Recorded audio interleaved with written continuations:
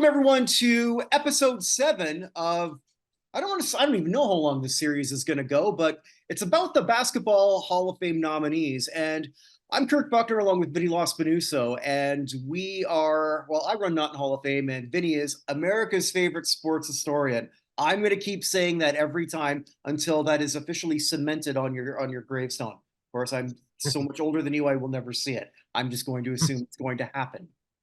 So And we're looking at all the preliminary nominees for the Hall. As we're recording this before the All-Star break, some of these people, well, one person might be actually advanced to the finalists at that point. Having said that, since they nominate so many people, there's a good chance that for years to come, this series that we're doing will help you learn a little bit about them, because the Hoop Hall did no bios on any of them. So if you're just going by that, you won't know too much. And I think we'll get right into it. We're going to go with somebody who I think has a very good chance this year. In the modern category, Marques Johnson. Marques Johnson, I think after Vince Carter, I would probably say in terms of the North American names, probably the most likely guy to make it. He was a finalist a few times before. He was not one last year because we had a lot of people with Tony Parker and Dwayne Wade and Dirk Nowitzki. It's a loaded ballot. Yeah. It was a loaded ballot. Mm-hmm. But, Marques Johnson has everything could possibly want. I mean, he was a stud in high school at Crenshaw High School in LA. Mm-hmm. He was also a standout player on the UCLA team where he was Pac-8 Player of the Year. He was the NCAA champion. He was also the National College Player of the Year. And he was drafted high. And when he was with the Bucks, he was mostly with the Bucks. He spent with the Clippers and Warriors, but he was mostly a Buck. He was a 5-time All-Star, 3-time All-NBA team member, also a comeback player of the year when he was with the Clippers. His numbers retired by the Bucks, and every single year, on his birthday, he does a slam dunk. What? And UCLA, his numbers retired there. I look at his first 4 years, and I compare him to somebody we talked about earlier in Penny Hardaway. And while in terms of fame, Penny eclipsed Marques, just a different era. Those first 4 years, runner-up to Rookie of the Year to Walter Davis, first team All-NBA, second team All-NBA, second team All-NBA. There's again, and that fifth All-Star, like you said, that came with the Clippers. I think, though, the two teams that we're talking about is what hurts him a little bit, just a little bit.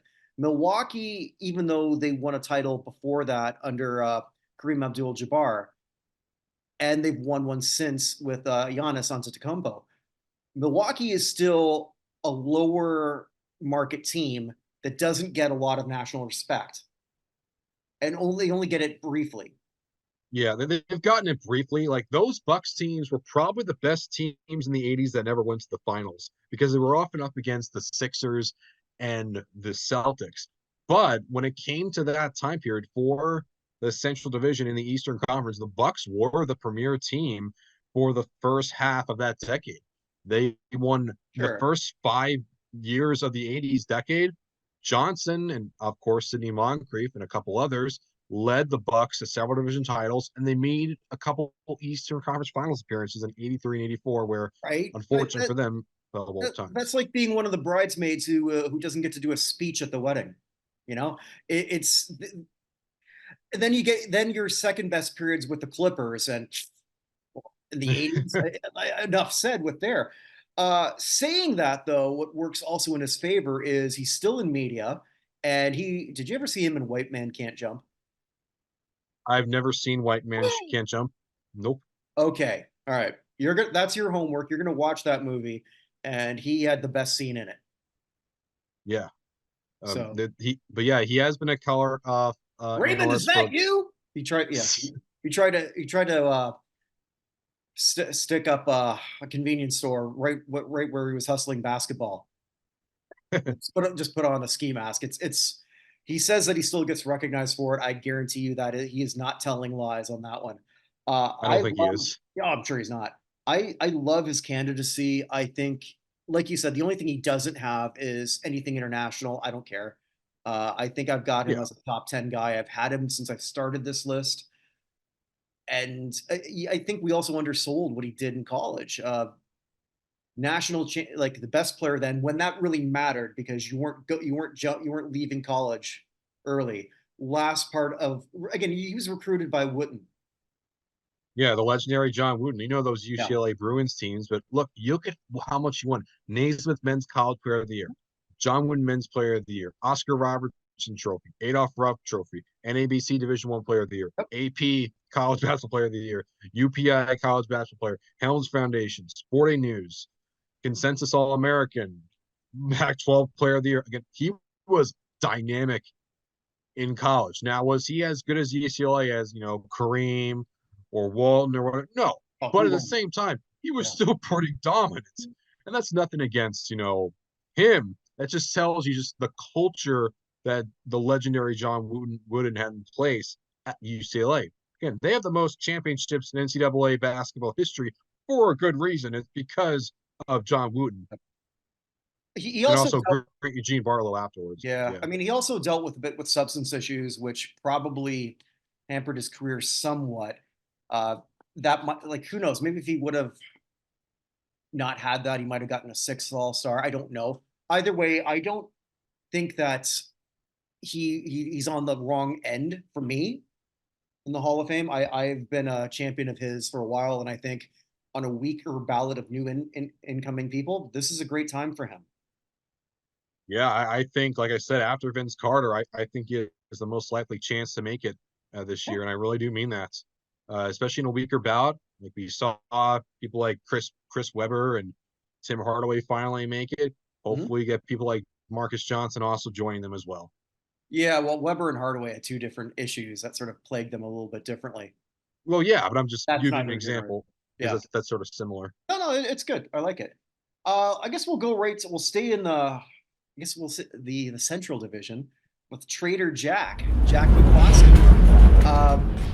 Before really, he's nominated for his work in Detroit, but I think he's got to get props as a decent player, which I wasn't that aware of. I remember him mostly, obviously, as a Raptors fan for his late end career, where he was a bit of a where he was a consultant there, but and that's neither here nor there. Two-time East EBPL MVP, so the Eastern League, which would later become the CBA. So played a bit with the Philadelphia Warriors. So made the NBA. There's a lot of these executives that never do that. Yeah, like when you look at the CBA, especially earlier on, it was seen as like closer to that of a major league, especially those earlier days That's true too. for the CBAs. Like the contributor, what I like about the Basketball Hall of Fame more than any other of these Hall of Fames, like I said, it is my favorite of these Hall of Fames. It factors in if you're a contributor, it doesn't just mean as a player or as a coach, it means everything. And that includes, media stuff, that includes executive, owner, everything. So, yeah, he may be listed as a contributor, but it's more than simply just a time as the Detroit Pistons general manager. He is there for everything. Literally everything is included. Yeah, and so let's look at that. What includes all the stuff before the Pistons. Decent head coach at Penn was there for a year, 56 to 66. Wake from 66 to 72, and then it wasn't a good one, but it was at Portland 72 to 74 before they got some talent. It was not a great record, but nobody was going to get a great record out of Portland in those 3 years. Well, there is one little knock I would give against him. Sure. Now here's a question for you. Go ahead. Who was the biggest bust in NBA history? Oh, well, there's so many different choices I could go with. I always think of Greg Oden first, but you're Before thinking of Greg Oden, but somebody he's else. also a Blazer. Sam Bowie. Also a Blazer, but even worse than that. All right, then you got me. That's why you're the best historian in the business. Who am I missing? LaRue Martin, the worst until Anthony Bennett, the worst number one pick in NBA history. Taken in the same draft class as Bob McAdoo, Paul Westphal, and Dr. J. Julius Erving. The reason why McCloskey I mentioned is because he never wanted Martin. He wanted Bob McAdoo instead. And of course, Bob McAdoo went on to have a Hall of Fame career himself. But that friction with Martin is also a big reason why, the Blazers were not as good. So he didn't really use Martin that much because he just wasn't good. That being said, I'm not going to hold it that much against him because they were awful. Portland They was were awful just at that point. Yeah, I they don't were hold just it against him on this. Later would be the assistant coach for the Lakers. Didn't get the head coach job, but did get the GM thing for Detroit, and that's really why he's here. Trader Jack up, from what I understand, 30 transactions to build a team. Ties in with something we talked about before with that deal to get Bill Laimbeer, who was I don't think was necessarily projected to be the superstar he became, and but he was a great fit in Detroit. The drafts that he did, I mean, yeah, he had Isaiah Thomas, but that was easy. It's takes way more than just one guy to win a championship. You have to get Joe Dumars. You got to get Dennis Rodman. You got to get yeah. even traded for Adrian Dantley. Mhm. You also have to get Bill and Beer, like you said. You also got other guys following at the end with Darrell Walker, Brad Sellers, Vinny Johnson, Landon Woodridge, all these other guys as well to help continue this with the team to make them still a competitive force even after the Bad Boys days. But you know, McCloskey is someone who I have a lot of respect for. I want to see more executives make the Hall of Fame. Like I said, I am the king of contributors, as I call You myself, are. You are. because there are so many people that are like him, like Harvey Blake, or Bill Burka, many other these executives or front office people that truly deserve to make it, Mhm. and McCloskey's one of them. In terms of his likeliness, again, it's because it's just so hard with only just one contributor.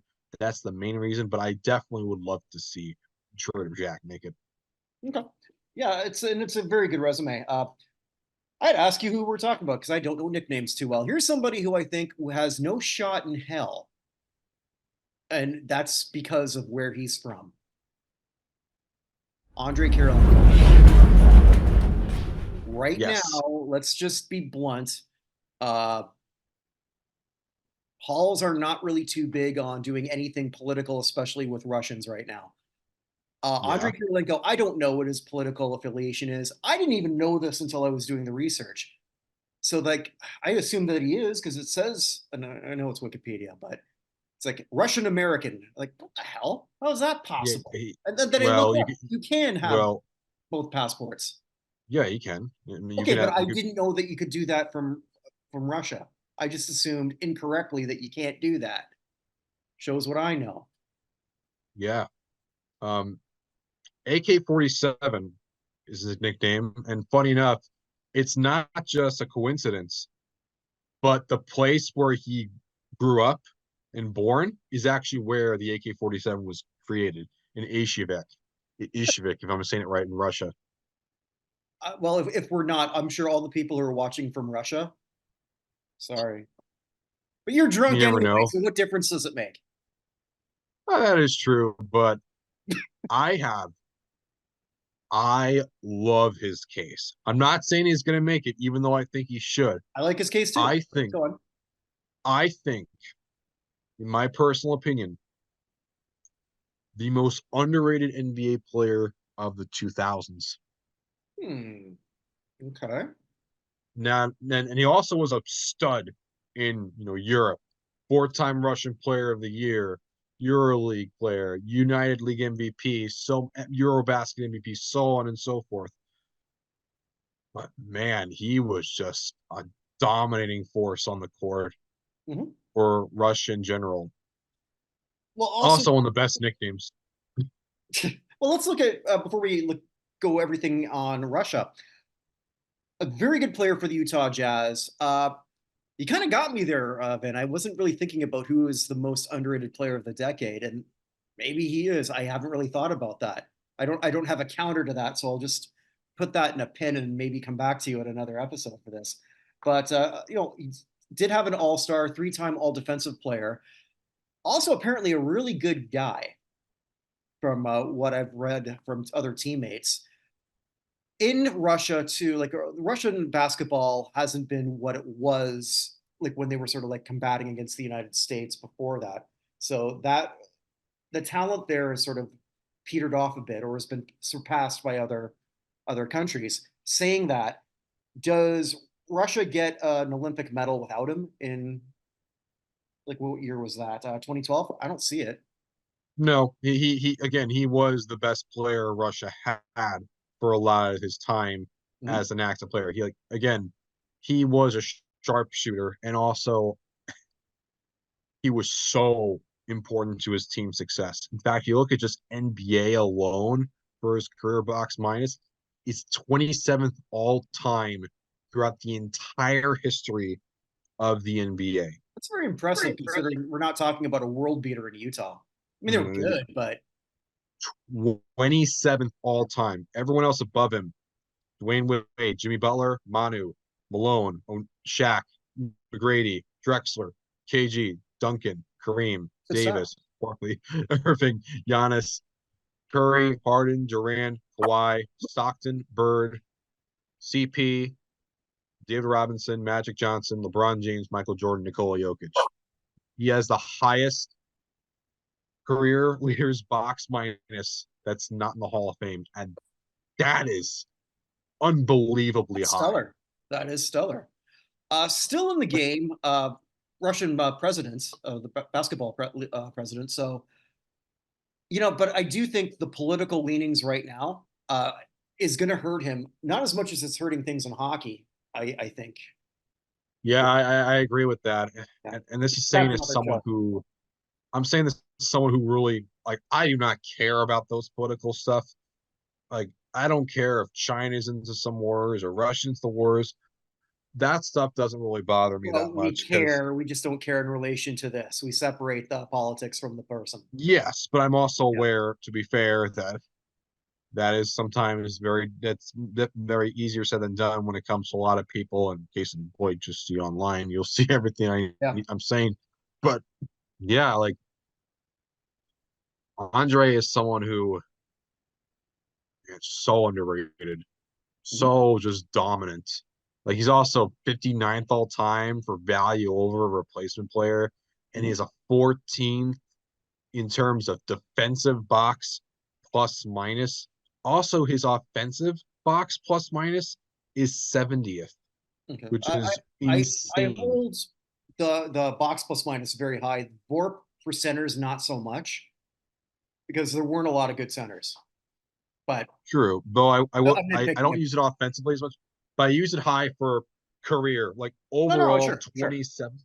sure. Just Just you'll see a lot of in Vorp, you'll see a lot of centers who are like, really? This guy's so high, but then you realize there wasn't a whole lot of decent centers now, and but that's neither here nor there.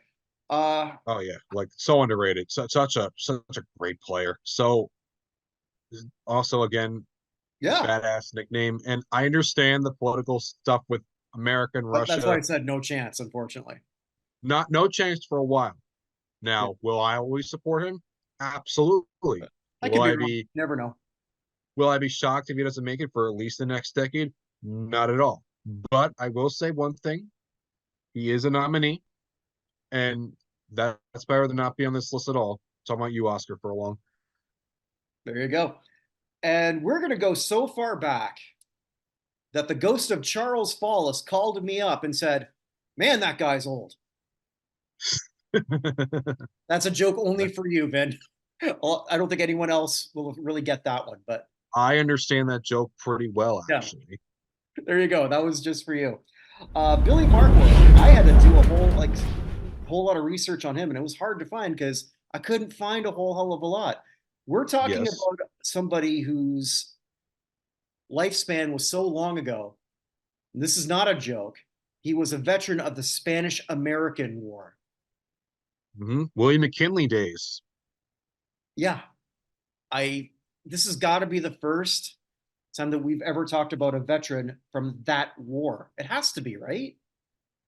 Well, yeah, but we have talked about people around that time again. Frawley, Heffelfinger, Thompson, Yeah, but I don't ever Creighton, remember reading Creighton's anything. even beforehand. Kinney's around that time. Yeah, but I don't So this remember is reading about anything of their military service. Yeah, this is breaking new ground for us, especially as the Spanish American War was relatively short, like was not even a year long really, Mhm. and it started mostly because of a Yale journalist post that claimed that the Spanish blew up the USS Maine, and saying, "Remember the Maine," and we went to Mm. war and we got more land, and then a few years later, McKinley would get assassinated by an anarchist in Buffalo, and then Teddy happened. Which is strange because usually media is never responsible for fanning political flames. Definitely not at all. All right, we went political. Let's move on. So he played 8 years in semi-pro leagues, I guess in your neck of the woods or near your neck of the woods, Eastern Pennsylvania, New Jersey, from what I can tell. But In really, Camden, South Jersey. Yeah, South Jersey. Okay, yeah. So I knew Camden was in Jersey, but I didn't know where. I just assumed South Jersey. I didn't bother it's looking. essentially East Philadelphia. It's very dangerous over there. Okay. Well, so the reason why he's here, and this thing that kind of messed me up a little bit. I figured it was going to be called something else, but it's just called Roman Catholic High School. Yeah, pretty I simple. yeah, but I thought it'd be like with some like another like another name in front of it or a designation of some geography or after some kind of. I'm not religious guy, so I'm not trying to offend anybody or some kind of Catholic deity. I don't know religion, so I'm not trying to dump on that. But either way, he was the head coach for what 41 years, 20 titles. Not bad. Pretty How damn many good, coaches huh? could how many coaches could say that they were there for 40 years, let alone someone that could say they won 40 championships? I 20. don't care what if you're in a high school, college, rec, Mhm. amateur, professional. How many people could say they won 20 titles? Remember, Basketball Hall of Fame is not just professional Mhm. or college, it's everything. It includes high school. And we do have some high school basketball people. I talked about the case for Lydia Andrews before. Yeah.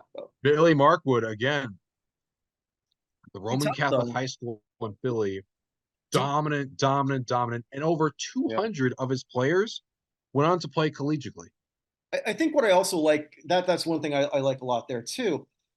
Not just the dominance in that era, but with Letta, it's also a great case because okay, well, you won all these titles. Well, but she did it in Texas.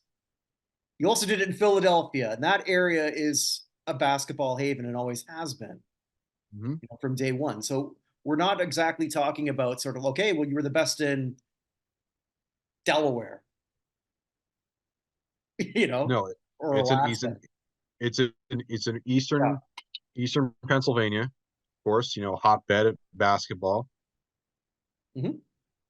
Yeah. I mean, Sadly, go ahead. again, similar to the international people, as as awesome as Billy Markwood is, and I would love to see him make the Basketball Hall of Fame, and hopefully he does. However, when there's only just one name for these veterans, and you Mhm. have people like Leroy Edwards and Max Zavslavsky, Leo Ferris, Paul Silas, so on and so forth, I just can't see a path for him to make it as of now. However, Mhm. I will try and get him in the Philadelphia Sports Hall of Fame, Mhm. as that is where he had his dominance. I will try for that. Well, you are a member of the Western Pennsylvania board, so I mean that's not a hard leap for you to do. No, it is easier. I'm not Yeah. saying it will be easy, but I will try. Mhm. Yeah. Sorry, Winnie's making an appearance. Hey, Sometimes, Winnie. sometimes she'll do that. For those just listening, it's Winnie the Mini Dashes, who will sometimes just sort of like show up on podcasts. Minnie Winnie. Anyhow, yeah. So that one's a really fascinating one, especially though too. We don't even know how many voters there are on those committees, how what they're looking for, and even if they meet. I presume they don't. I wouldn't be shocked if it's over Zoom, but I don't know. Even the I guy would. that I spoke to I there, would. Matt Zeising, Yeah. um, Go ahead. he didn't even really tell me. Mhm. And they probably have NDAs, so they can't. And this guy was very heavily stood after. Yale was interested, St. Joe's was interested, Princeton was interested. So many massive collegiate programs wanted him. They said, "Hey, we want you to be a college coach." And he said, "Nope, I'm completely fine right here."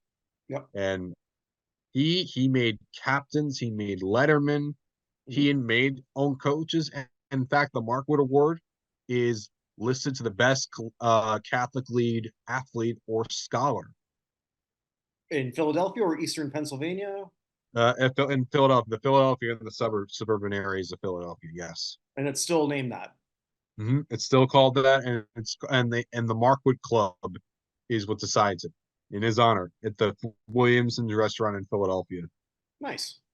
Okay, so if you like what we've done here, this is part 7 of the series. We're going to be doing a few more. We might be doing a lot more of these, and you can check out the other ones that we've done. If you want to see some more of what Vinny does, check out Vinny Makes the Hall of Fame Case 4. And there's been a lot of great cases that he's made throughout, I guess, the years now, because we've been doing this for quite a while. Some of which have really reached some people who are actually related to the people in question. And it's been a really fun series to do. Yeah, like the Markward Basketball Club is also on Facebook. If any of you guys want to go see it, just type Markward Basketball Club there. Mhm. For that, outside of that, also great to always speak with Kirk about this. And don't worry, guys, I will probably make some full blown cases for some of these people that I name if I'm really, really interested in doing it. It doesn't mean I'm not interested in some of the other guys, but like I can only make so many cases at once. Also, check out the other shows that we do here in the Buchnerverse, the Weekly Hall of Fame show with Evan Nolan. There's been a lot of interviews, mostly thanks to Vinny, who set up some of those, where I've had the pleasure of talking with some great people who, a lot of whom have written some great sports related books that you might want to check out. Check out also too the other random show I do with Andrea Tessman and Brad Nelson, where we look at stupid songs that are hits. Last one we did was the Crash Test Dummies. Vincent Larry, huh? No, it was not Vincent Larry. It was not Vincent Larry. Oh no, that was the one two weeks ago. Last one we did was Jermaine Stewart. We don't have to take our clothes off. Okay. That we tell the story there. I think when it's my turn to pick, I'm gonna come up with something sappy and terrible from the early '70s. Actually, I know exactly which one I'm gonna do. But that's neither here nor there. So wherever you are, wherever you may be, make it a great day because it's never coming again. Take care, everyone. Peace.